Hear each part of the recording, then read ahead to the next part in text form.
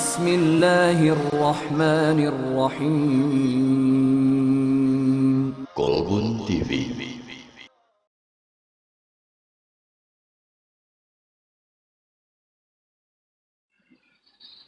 Bismillah, assalamualaikum warahmatullahi wabarakatuh. Innal hamdalillah nahmaduhu wa nasta'inuhu wa nastaghfiruh wa na'udzu billahi min shururi anfusina wa min sayyiati a'malina. Man yahdihillahu fala mudilla lahu wa man yudlilhu fala hadiya lahu. أشهد أن لا إله إلا الله وحده لا شريك له وأشهد أن محمدا عبده ورسوله صلى الله عليه وعلى آله وأصحابه ومن سار على نهجه ومن استنى بسنته ومن اهتدى بهداه إلى يوم لا ينفع مال ولا بنون إلا من أتى الله بقلب سليم. يقول الله جل في علا في كتابه الكريم: يا أيها الذين آمنوا اتقوا الله حق تقاته ولا تموتن إلا وأنتم مسلمون.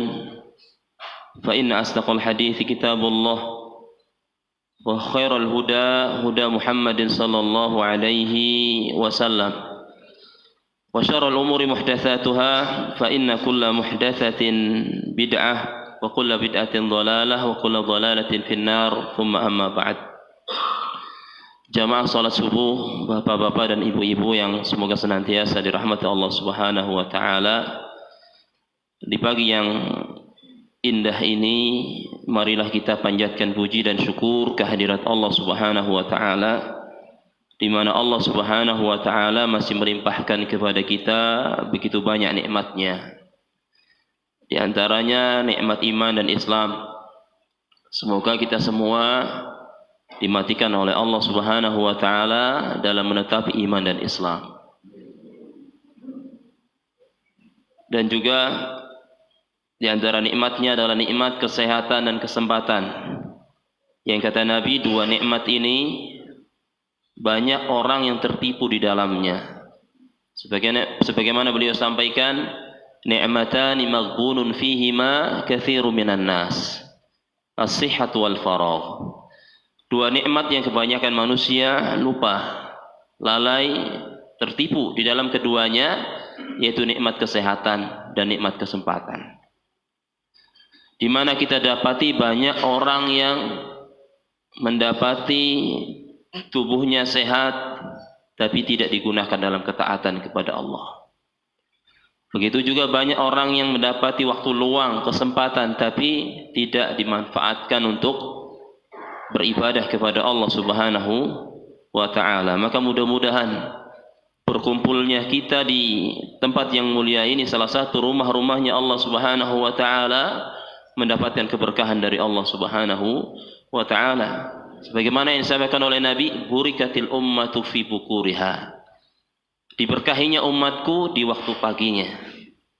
Ya, maka mudah-mudahan kita berkumpul di pagi hari ini diberkahi oleh Allah Subhanahu wa ta'ala. Kemudian salawat dan salam semoga tercurah limpahkan kepada Nabi kita Muhammad sallallahu alaihi wasallam, juga kepada keluarganya, para sahabatnya, para tabi'in, tabi'ut tabi'in, dan orang-orang yang istiqomah menempuh jalannya. Semoga kita semua termasuk di dalamnya, amin ya rabbal alamin. Ya. Kemudian setelahnya, ya sebagaimana yang disebutkan tadi, bahwa ya saya hanya sebagai badal, dan mungkin karena pengganti tidak seperti yang digantikan. Ya, mungkin yang pengisi yang aslinya istimewa, luar biasa. Tapi sebagaimana dalam kaidah usul fikih dikatakan, ma la yudraku kulluh la yutraku julluh. Ya, sesuatu yang apa-apa yang tidak bisa didapatkan secara keseluruhan, minimalnya tidak ditinggalkan. Artinya, kalau antum tidak mendapatkan sesuatu yang biasanya membuat antum mendapatkan banyak faedah dari ustadz yang mengisi di sini seperti aslinya, maka minimalnya ada yang mengisi walaupun tidak seperti beliau. Pada pertemuan pagi yang berbahagia ini, saya ingin menyampaikan sebuah hadis Nabi yang mulia alaihi salatu wassalam, yang mana hadis ini adalah pesan wasiat dari malaikat Jibril alaihissalam kepada beliau. Hadis dari Sahal bin Sa'ad radhiyallahu taala anhu qala jaa Jibril alaihissalam ila Rasulillah sallallahu alaihi wasallam faqala ya Muhammad ish ma syi'ta fa innaka mayyitun wa ahbib man syi'ta fa innaka mufariquh wa'mal ma syi'ta fa innaka majziyun bihi wa'lam anna syarafal mu'mini qiyamuhu bil lail wa 'izzuhu istighna'uhu 'anil nas. Rawahul Hakim. Kata Sahal bin Sa'ad radhiyallahu taala anhu, beliau menceritakan datang malaikat Jibril alaihissalam kepada Nabi. Ya.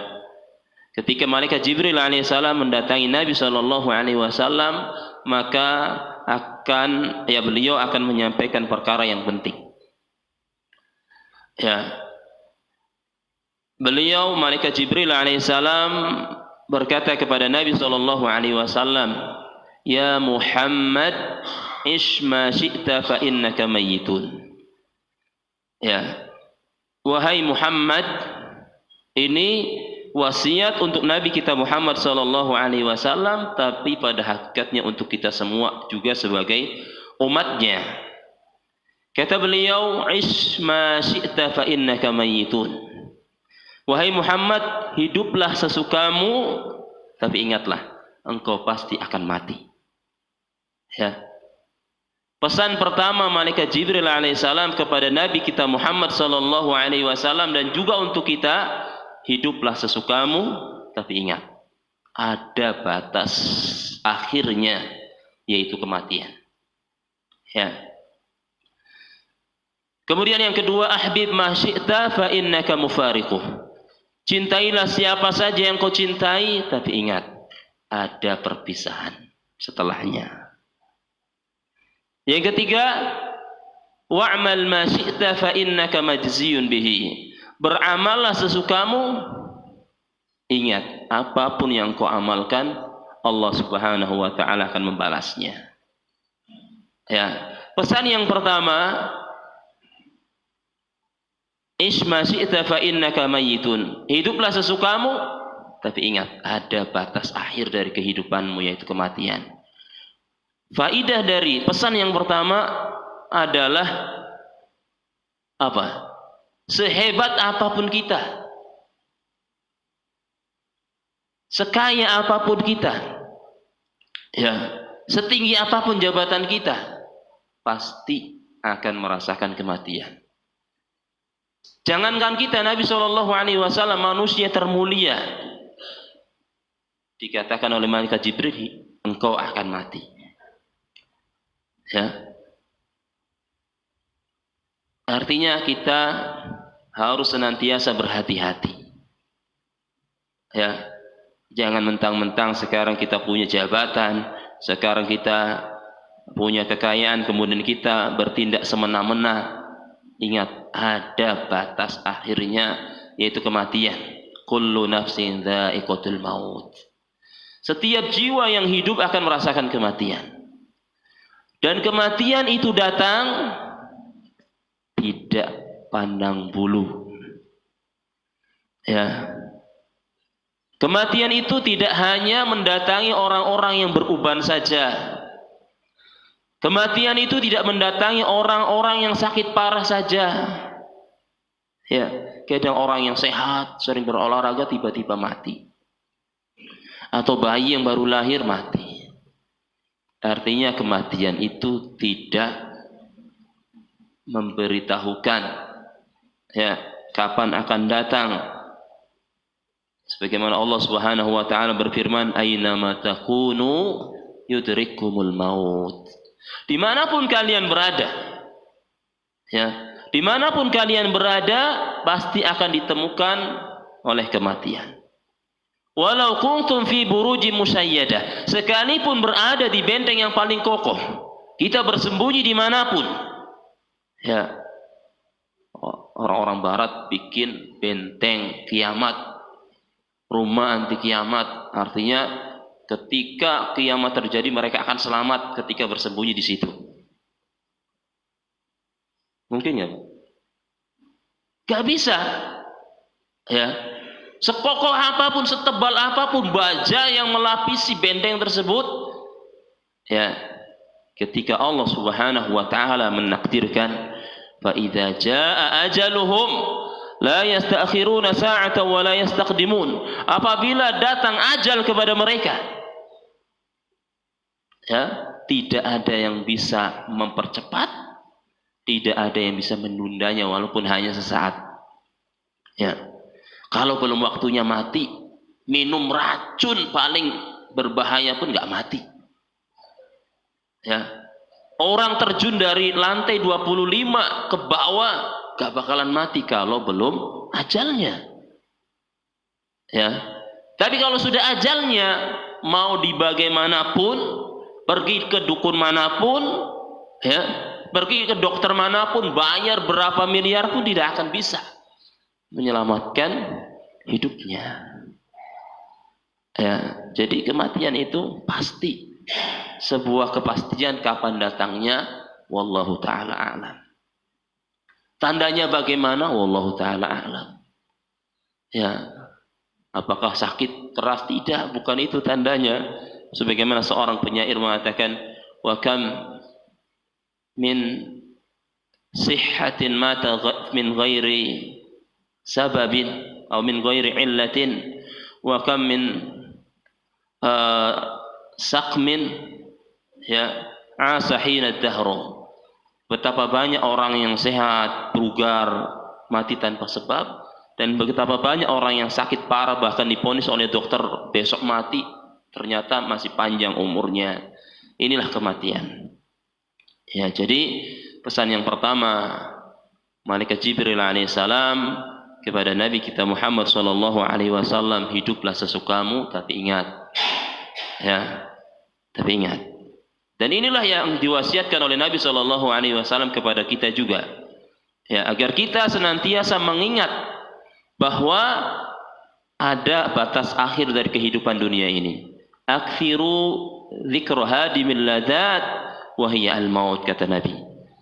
Perbanyaklah oleh kalian, ya, mengingat penghancur kenikmatan yang ada di dunia ini, yaitu kematian. Ya, Nabi mengingatkan kita banyak-banyak mengingat mati. Ya, beliau juga mengingatkan kita, kata beliau, kuntu nahaitukum an ziyaratil kubur, dulu saya melarang kalian untuk ziarah kubur, fazuru, sekarang ziarahlah. Fa innahu tudzakirul akhirah, karena ziarah kubur itu bisa mengingatkan akhirat. Ya, Pak, Bu, kalau mau piknik sekali-kali ke kuburan. Ya, bapak-bapak nih, kalau ibu-ibunya pengen belanja terus, ya Bu, pengen belanja, pengen piknik, pengen healing, sekali-kali diajak ke kuburan. Ya, piknik aja ke kuburan, Bu, yuk berangkat kita piknik. Ya. Kok ke kuburan, Pak? Iya.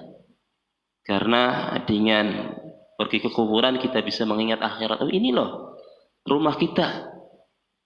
Nanti sebesar apapun rumah kita di dunia, semegah apapun seperti istana, ini loh, ya, rumah kita yang akan kita tempati hanya 1 kali 2 meter. Ya, itu loh kendaraan yang akan kita tunggangi. Ya, sehingga Pak, ya jangan dunia terus. Ya, jangan ke mall. Kalau ke mall terus nanti seakan-akan hidup ini panjang. Tapi kalau kita sekali-kali ke kuburan, ya kita akan mengingat kematian. Bagaimana kita, kalau kita keadaannya seperti ini, sudah siapkah kita? Sehingga kita senantiasa mempersiapkan. Ya. Karena Karena kita tidak bisa lari dari kematian. Kemanapun kita lari, kematian akan ya menemukan. Ya. Kemudian kata Allah Subhanahu wa taala, kematian yang kalian lari darinya, ya, fa innahu mulaqikum. Innal mauta alladzi tafirruna minhu fa innahu mulaqikum. Sesungguhnya kematian yang kalian lari darinya, dia akan menemukan. Sejauh manapun kita lari pasti akan menemukan. Maka ya sebaik-baik kita untuk menghadapi kematian adalah memperbanyak amalan. Memperbanyak amalan. Karena kita tidak tahu kapan kita akan mati. Ya, ajal kita sampai kapan. Bisa jadi di pintu ya masjid ini menanti kita malaikat pencabut nyawa, bisa jadi. Ya, oleh karenanya kita harus senantiasa bersiap-siap menghadapi kematian tersebut dengan beramal soleh dan yang lain sebagainya. Kemudian wasiat yang kedua, wa ahbib ma syi'ta fa innaka mufariquh. Cintailah siapa saja, apa saja yang kau cintai, tapi ingat engkau akan berpisah dengannya. Sebesar apapun cinta bapak-bapak ini kepada ibu-ibu, kepada istri, ya pasti akan berpisah. Entah perpisahan yang bersifat sementara, bapak pergi keluar kota misalkan, atau bersifat selamanya, yaitu mati. Pasti itu. Entah ibu duluan atau bapak duluan. Ya. Anak-anak yang kita cintai pasti akan berpisah dengan mereka. Jabatan yang kita cintai, kita pasti akan lengser. Gak mungkin kita selamanya menjabat. Ya, pasti akan lengser. Ya, oleh karenanya kita cintai siapa saja, apa saja dengan sewajarnya saja. Ya, jangan sampai berlebih-lebihan. Nabi SAW juga mengatakan, ya, kata beliau, ahbib habibaka haunan ma, asa an takuna baghidhaka yawman ma, wa abghid baghidhaka haunan ma, wa asa an takuna habibaka yawman ma. Kata beliau, cintailah siapa saja yang kau cintai sewajarnya saja, karena bisa jadi suatu saat dia akan menjadi musuhmu. Ya, orang yang membencimu, dan bencilah siapa saja musuhmu, ya sewajarnya saja, bisa jadi suatu saat dia akan menjadi yang kau cintai. Ya, Nabi SAW dalam hadis yang lainnya beliau mengatakan, ya, yatba'ul mayyit thalathun, yang akan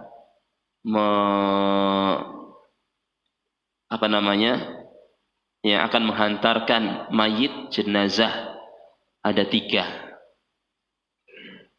Ya, yatba'uhu ahluhu wa maluhu wa amaluhu.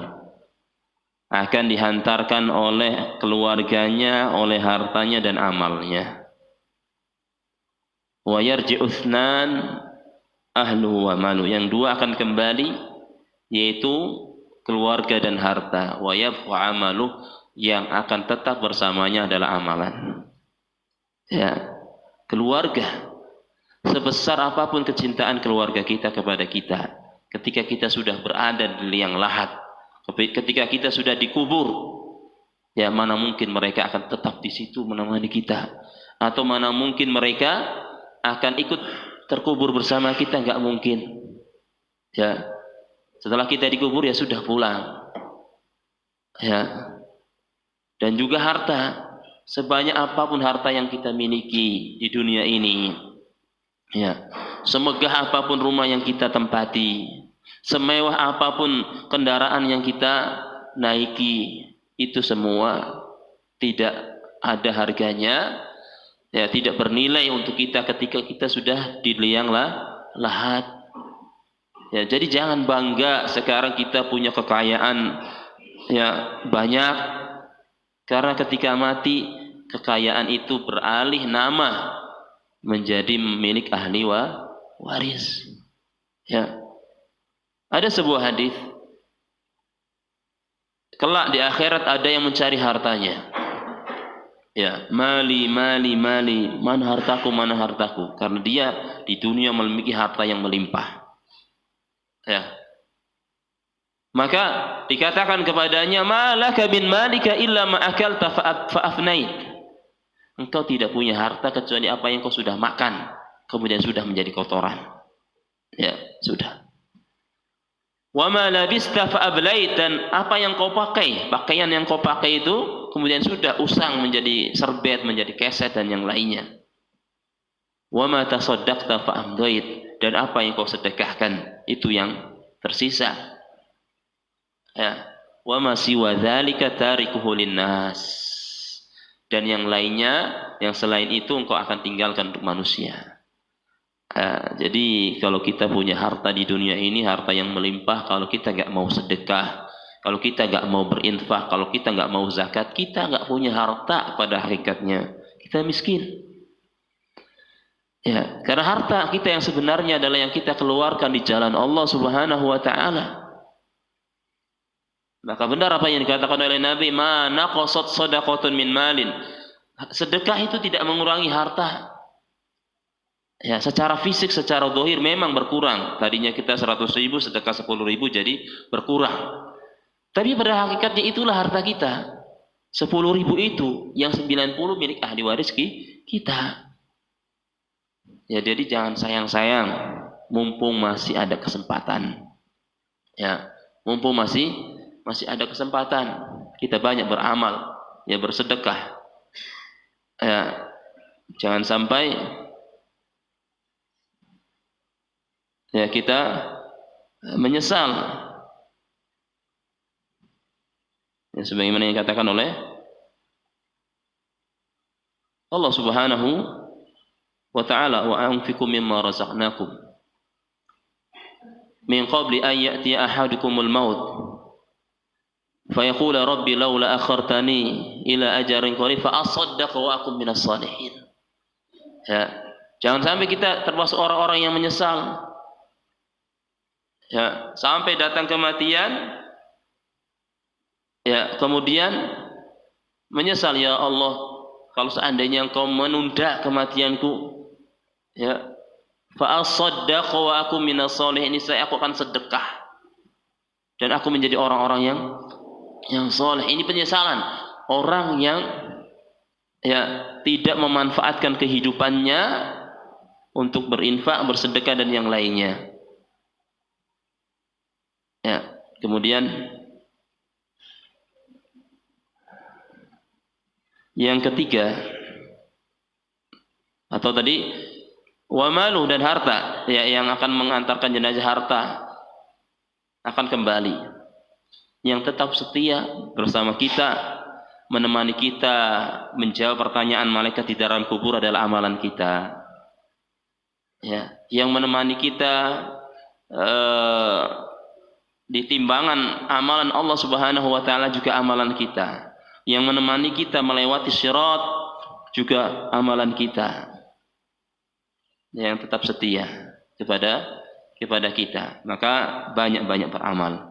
Kemudian yang ketiga, pesan malaikat Jibril alaihissalam yang ketiga adalah wa'mal ma syi'ta fa innahu majziyun bihi. Beramallah sesukamu, karena apapun yang kau lakukan, ya pasti Allah Subhanahu wa taala akan membalasnya.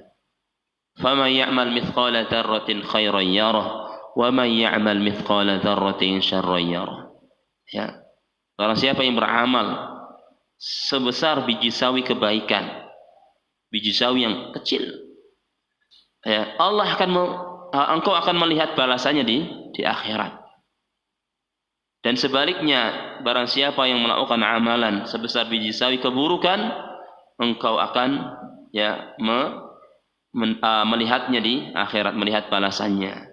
Al jazaa'u min jinsil amal, kata Nabi. Ya, balasan itu sesuai dengan amalan. Ya, kalau kita pengen masuk surga, meskipun masuk surga itu bukan karena amalan, tapi karena rahmat Allah Subhanahu wa taala, sebagaimana yang dikatakan oleh Nabi. Ya, ketika Nabi menjelaskan bahwa masuk surga itu bukan karena semata-mata karena amalan. Kata para sahabat, wala anta ya Rasulullah, sekalipun engkau wahai Rasulullah, wala ana, sekalipun saya. Ya. Akan tetapi untuk mendapatkan rahmat tersebut dari mana? Dari amalan. Memang amalan itu bukan satu-satunya sebab seseorang itu masuk surga, tapi dengan amalan itulah Allah Subhanahu wa taala akan memberikan rahmat. Ya. Jadi jangan ketika kita mendengar masuk surga itu bukan karena amalan, tapi karena rahmat. Ya udahlah kalau gitu kita nggak usah beramal. Ya, tidak demikian. Ya, orang beramal saja belum tentu dapat rahmat, apalagi tidak beramal. Ya, seperti itu. Jadi kita harus senantiasa beramal. Al jazaa'u min jinsil amal. Balasan sesuai dengan amalan. Ya, sesuai dengan amalan. Maka kita tetap menjalankan sebab, al-akhdhu bil asbab, untuk mendapatkan rahmat tersebut dengan apa? Dengan amalan. Maka kita menjalankan amalan-amalan tersebut ya, sampai Allah Subhanahu wa taala memberikan rahmat kepada kita. Ya, jadi yang ketiga, pesan malaikat Jibril, beramallah sesukamu, berbuatlah sesukamu, apapun yang kau perbuat, kebaikankah atau keburukankah, Allah Subhanahu wa taala pasti akan membalasnya. Ya, pasti akan membalasnya, dan balasan sesuai dengan amalan. Ya. Dan ketika kita beramal kebaikan, ya, jangan khawatir. Jangan khawatir Allah Subhanahu wa taala tidak mengetahuinya. Karena kata Allah, "Wa ma taf'alu min khairin fa innahu bihi 'alim." Dan apapun yang kalian lakukan dari kebaikan, Allah Maha mengetahui. Sekalipun kita salat tahajud di malam hari, gak ada yang lihat, Allah melihatnya, Allah mengetahuinya, Allah mencatatnya. Ya, jadi nggak usah repot-repot. Ya, sudah bagus, malam bangun, sholat malam, nggak ada yang lihat. Tapi nggak enak kalau nggak ada yang tahu.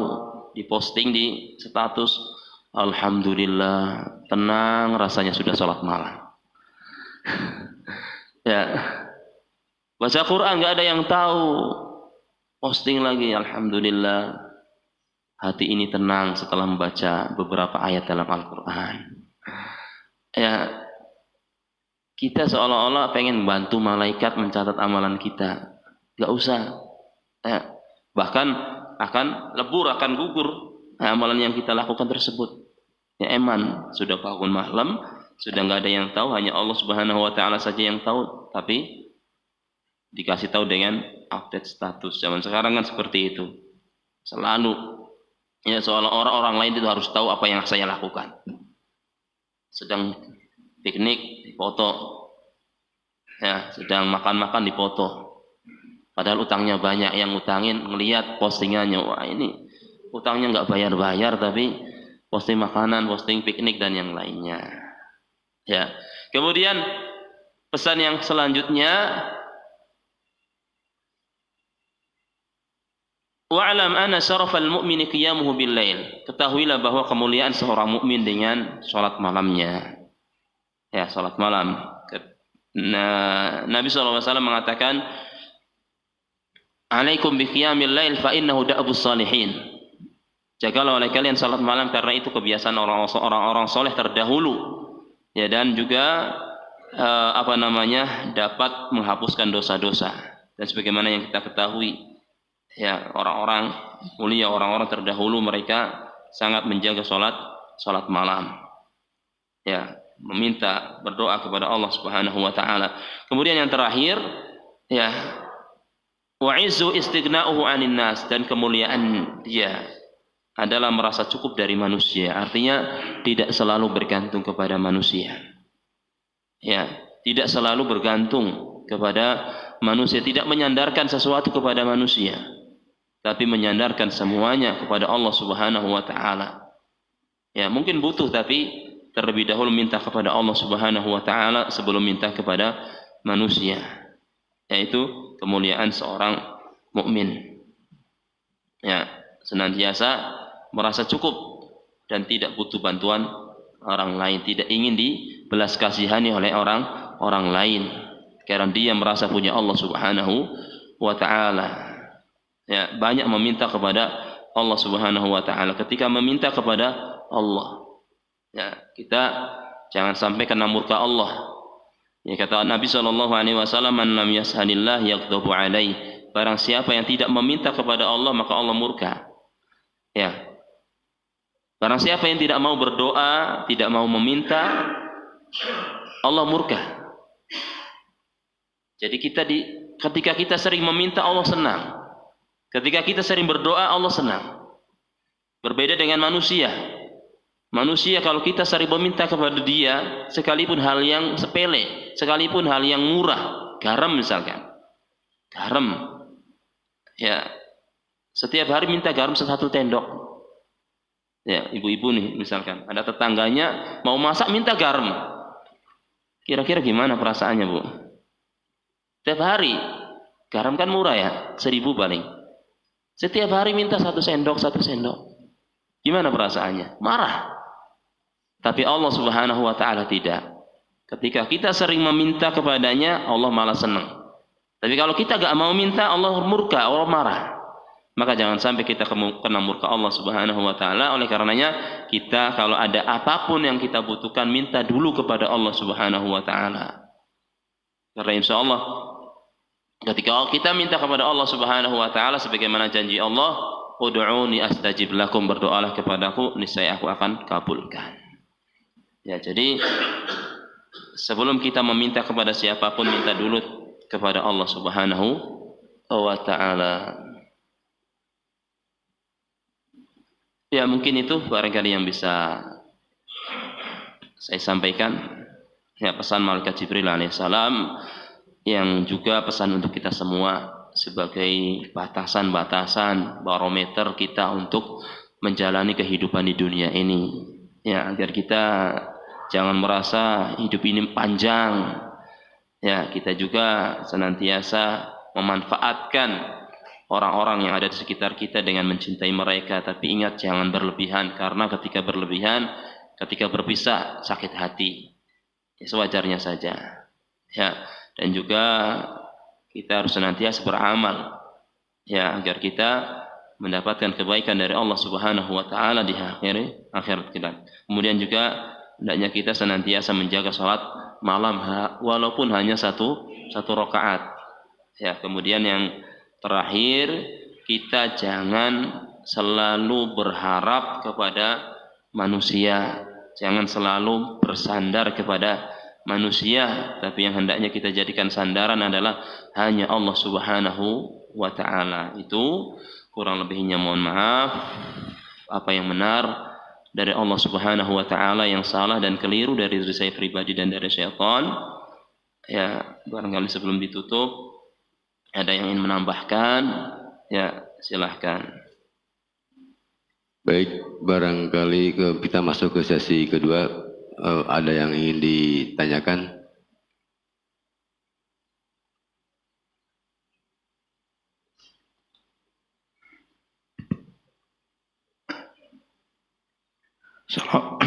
Assalamualaikum warahmatullahi wabarakatuh. Afwan, saya ingin menanyakan, mungkin sedikit bergeser dari tema pagi hari ini, tentang dialog Allah Subhanahu wa taala dengan malaikat Jibril yang kita baca dalam surat Al-Baqarah ayat 30, yaitu tentang penciptaan manusia. Ketika Allah berfirman bahwa aku akan menciptakan manusia sebagai khalifah di muka bumi, tetapi itu diprotes oleh malaikat. Kenapa engkau menjadikan manusia, padahal manusia itu yang selalu menumpahkan darah dan lain sebagainya? Berarti seolah-olah si malaikat itu tahu, atau memang sebenarnya sudah ada manusia itu. Nah, bagaimana penjelasan ada ayat Al-Baqarah 30 itu? Ya. Syukran. Afwan. Wa idh qala rabbuka lil malaikati inni ja'ilun fil ardi khalifah. qalu ataj'alu fiha man yufsidu fiha wa yasfiku ad-dima'a wa nahnu nusabbihu bihamdika wa nuqaddisu lak qala inni a'lamu ma la ta'lamun. Ya. Wallahu taala a'lam. Allah Subhanahu wa taala berkata kepada malaikat ingin menjadikan khalifah, ya, yang memimpin atau yang menempati bumi, ya. Qalu ataj'alu fiha man yufsidu fiha. Karena memang belum ada penciptaan, tapi sifat manusia itu diketahui seperti itu. Ya. Sifat manusia itu sifatnya merusak, menumpahkan darah dan yang lainnya. Artinya manusia itu tidak seperti mereka. Ya, para malaikat senantiasa beribadah kepada Allah Subhanahu wa taala. Ya, senantiasa beribadah kepada Allah Subhanahu wa taala, tidak pernah bermaksiat. Tapi manusia diciptakannya seperti itu. Ya, artinya mereka juga sudah mengetahui hal tersebut dari Allah Subhanahu wa taala. Ya, mengetahui hal tersebut dari Allah Subhanahu wa taala bahwa manusia itu sifatnya seperti itu. Wallahu taala. Satu lagi barangkali.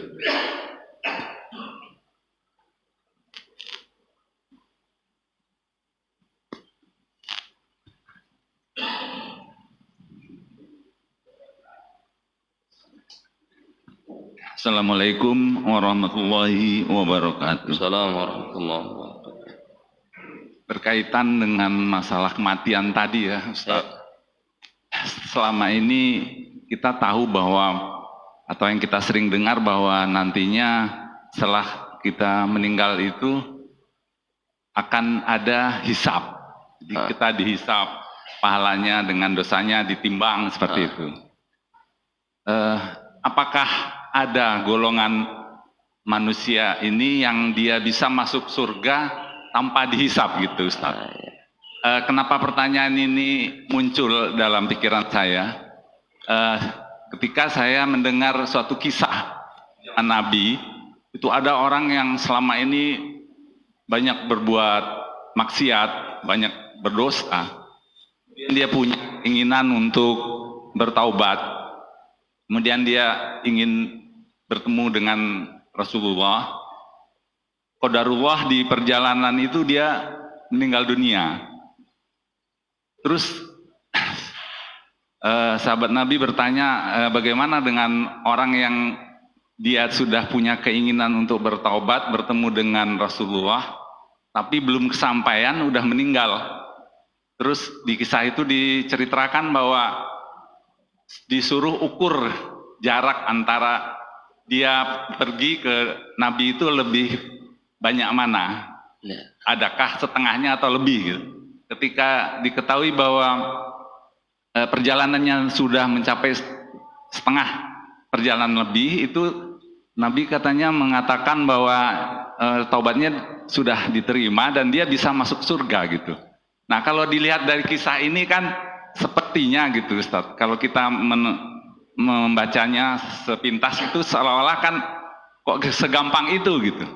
Hanya dengan niat terus belum kesampaian terus dia bisa masuk surga. Sedangkan ada cerita lain bahwa kita ini nanti akan dihisab, akan dihitung pahala dosanya dan segalanya baru bisa masuk surga. Nah, bagaimana dengan kisah ini, Ustaz? Apakah memang betul ada golongan kita manusia ini yang bisa masuk surga tanpa dihisab, dan itu golongan apa kalau memang ada, Ustaz? Ya. Demikian pertanyaan, Ustaz. Wassalamualaikum warahmatullahi wabarakatuh. Assalamualaikum warahmatullahi wabarakatuh. Ya, terima kasih pertanyaannya lumayan. Sebagaimana yang dikatakan oleh Nabi SAW, ada 70.000 golongan yang masuk surga tanpa hisab, tanpa azab. Mereka adalah orang-orang yang tidak minta dipekam, tidak minta diruqyahkan, la yastarkhun wala yatatayyarun wala yaktawun wa ala rabbihim yatawakkalun. Ya, orang yang ciri-ciri orang yang masuk surga tanpa hisab. Yang pertama, orang yang tidak minta diruqyah. Ya, tidak minta diruqyah. Yang kedua, tidak berobat dengan cara kai itu besi panas tempelin. Dan wala yatatayyarun, dan orang yang tidak tatoyur itu apa? Menyandarkan kejadian kepada kalau dulu, zaman dulu, kenapa dikatakan tatoyur itu kalau orang ingin bepergian kemudian dia menerbangkan burung, kalau terbangnya ke kiri ini gak baik, gak jadi berangkat, kalau ke kanan baik, jadi berangkat. Ini tatoyur. Ya, tatoyur itu menyandarkan sesuatu kepada benda atau apa. Seperti halnya tatoyur juga ketika mau berangkat tiba-tiba kesandung misalnya. Berarti ini tanda-tanda nggak benar, nggak usah berangkat. Ini tatoyur. Menyandarkan sesuatu itu kepada hal tersebut. Atau mau berangkat ada ular. Wah, ini berarti tandanya bahaya. Ini tatoyur. Maka orang-orang yang tidak seperti itu, wa ala rabbihim yatawakkalun, dan hanya kepada Rabb mereka bertawakal. Kemudian ada salah seorang sahabat yaitu Uqasyah namanya, beliau meminta kepada ya Rasulullah doakan saya termasuk ke dalamnya. Ya, maka Rasulullah mendoakan Uqasyah, ya wa anta minhum, kau termasuk dalamnya. Kemudian ada lagi yang lainnya, ya Rasulullah doakan saya juga. Tapi Nabi mengatakan sabaqaka biha Uqasyah, engkau telah didahului oleh Uqasyah. Ya, sebenarnya orang yang kedua ini Nabi tahu sifatnya, kepribadiannya, dan tidak layak untuk masuk surga tanpa hisab. Tapi beliau tidak mau menyakiti perasaan yang ingin didoakan ini. Karena apa? Dengan mengatakan engkau telah didahului oleh Uqasyah. Sebenarnya apa? Yang meminta ini tidak, maksudnya beliau tahu sifatnya, perbuatannya, nggak layak untuk masuk surga tanpa hisab. Tapi beliau menjaga hatinya sehingga hanya mengatakan engkau telah didahului oleh Uqasyah. Ya. Kemudian juga ya, 70.000 itu setiap 1.000 membawa 70.000. Ya, setiap 1.000 membawa 70.000. Intinya 70.000 dikali 70.000. Itu golongan yang masuk surga tanpa hisab dan tanpa azab. Adapun tadi ya, kalau cerita tentang sahabat hadis belum pernah mendengar, tapi ada hadis Nabi menceritakan dulu ya, ada orang yang membunuh 99 jiwa. Ya, ada orang yang membunuh 99 jiwa, kemudian dia pengen bertaubat. Pertama tanya kepada ahli ibadah. Tanya kepada ahli ibadah, wahai rohib, ya apakah ada kesempatan untuk bertobat? Saya sudah membunuh 99 nyawa. Saya pengen bertobat. Ya, adakah kesempatan? Kata ini ahli ibadah, enggak ada. Ya sudah, sekalian dibunuh. Ya, jadi 100. Ya, kemudian beliau ketemu lagi dengan orang berilmu. Ini juga yang membedakan antara ahli ibadah dengan orang berilmu. Alim, tanya lagi, saya sudah membunuh 100 jiwa, apakah masih ada kesempatan untuk bertobat? Ada. Caranya bagaimana? Engkau pergi meninggalkan daerahmu ini. Pergi ke daerah fulan misalnya. Ya. Pergi ke daerah fulan. Maka dia pun melaksanakan apa yang disampaikan oleh tadi. Pergi, ternyata di perjalanan wafat. Ya. Maka di sini ada perdebatan antara malaikat rahmat dan malaikat azab. Ini saya nih, azab, kata azabnya ini saya nih, bagian saya. Pada malaikat rahmatnya tidak. Kemudian ada yang menghakimi antara keduanya, diukur. Ya, mana jaraknya yang paling dekat, maka setelah diukur ternyata lebih mendekati ke daerah dia bertaubat, dan itu menjadi bagian malaikat rahmat. Ya, maka dia akan mendapatkan surga. Ya, ini seolah-olah mana nih kriteria orang yang akan masuk surga tanpa hisab. Ya, seperti tadi, kalau secara yang disebutkan oleh Nabi Shallallahu Alaihi Wasallam, orang yang senantiasa tadi tidak minta ruqyah, tidak tatoyur, dan tidak itu. Ya, tapi ada juga yang lainnya juga. Ya, kalau dari situ 70.000 golongan, tapi dari yang lainnya juga ada. Ya, bisa jadi dari tadi taubat. Ada juga sahabat yang dia baru masuk Islam, belum sempat sholat, dia perang, ikut berperang, belum sempat sholat, berperang kemudian mati dalam peperangan tersebut, ya dia syahid dan masuk surga kata Nabi. Ya jadi 70.000 dari golongan tadi, yang lainnya dari bisa dari tadi. Wallahu taala alam. Baik, saya kira sudah cukup siang. Tadi sudah suruk. Jazakallah Ustaz atas semua tausiahnya. Mudah-mudahan menjadi bekal. Tapi sebelum itu dipersilakan untuk closing, untuk menutup dengan doa. Silakan. Ya, kita akhiri pertemuan kita pada pagi hari ini. Semoga kita mendapatkan keberkahan dari Allah Subhanahu wa taala dan ilmu bermanfaat. Dan tadi kurang lebihnya mohon maaf apabila ada kesalahan-kesalahan itu dari diri saya pribadi dan dari syaitan. Apabila itu kebenaran dari Allah Subhanahu wa taala, kita akhiri dengan doa kafaratul majlis. Subhanakallahumma wa bihamdika asyhadu an la ilaha illa anta astaghfiruka wa atubu ilaik wal 'afu minkum jami'an. Wassalamualaikum warahmatullahi wabarakatuh. Waalaikumsalam warahmatullahi wabarakatuh. Baik, itu mungkin yang bisa disampaikan oleh Ustadz. Mudah-mudahan akan menjadi bekal ilmu buat kita, sehingga kita akan selalu berada dalam ridha Allah, dalam rangka melaksanakan salah satu perintahnya untuk bisa tinggal di dunia ini, untuk bekal untuk di akhirat nanti. Baik, itu saja yang bisa sampaikan. Terima kasih. Jazakallahu khairan katsiran. Wassalamualaikum warahmatullahi wabarakatuh.